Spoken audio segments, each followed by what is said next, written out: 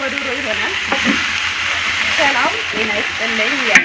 ተከታታዮች እንዴት ናችሁ? ሁሉ ሰላም ነው? ዛሬ ደግሞ እንግዲህ ዶሮ ጎመን በስጋ ልንሰራ ነው። በትንሹ ቢሆንም ያው የባህላችን ነገር መስራት ስላለብን ነው ሁልጊዜ የምናሳያችሁ የነጮቹ ምግብ ስለሆነ ዛሬ ደግሞ የባህሉ እንክተት ብለናል።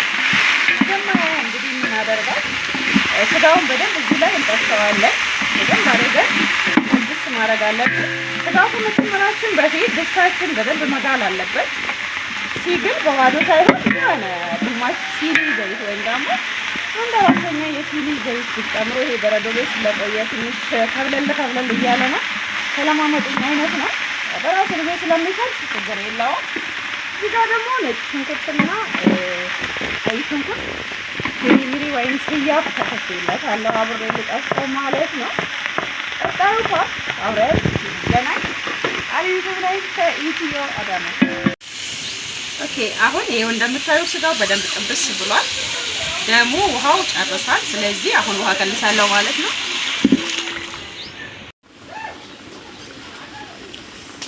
አሁን ስጋችን ሙክክ ብሎ በስሏል።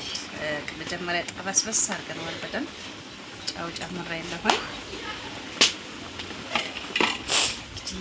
እኛ የምንሰራው የጉራጌ ጎመን በስጋ ነው። ቂጣው ደግሞ በጣም አስፈላጊ ነው።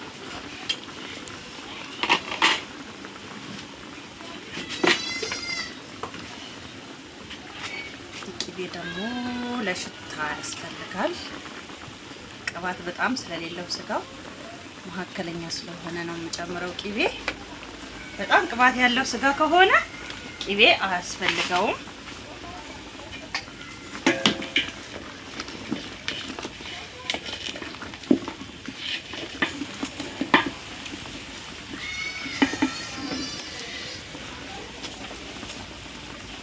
እንግዲህ ጎመኔ ደግሞ በደንብ ጥብ አድርጌ አድርቄዋለሁ። በደንብ ነው ያደረኩት። ይሄ ውሃ የነካው አይመስልም። ለረጅም ሰዓት በማንጠፍጠፊያ ስላስቀመጥኩት ምንም አይነት ውሃ ነገር የለውም። እንደምታዩት በጣም ነው ደስ የሚለው። አሰራር ይጠይቃል። በነገራችን ላይ ማንኛውም ነገር የግድ ጎመን በስጋ አጥንቱን ጨምሮ ስጋውን ደፋ ቀና ሳይሆን እያንዳንዱ ነገር አሰራር ይፈልጋል። ከምሬ ነው የምላችሁ። የኔን አሰራር ሰርታችሁ ሞክሩት። በየቤታችሁ ትወዱታላችሁ።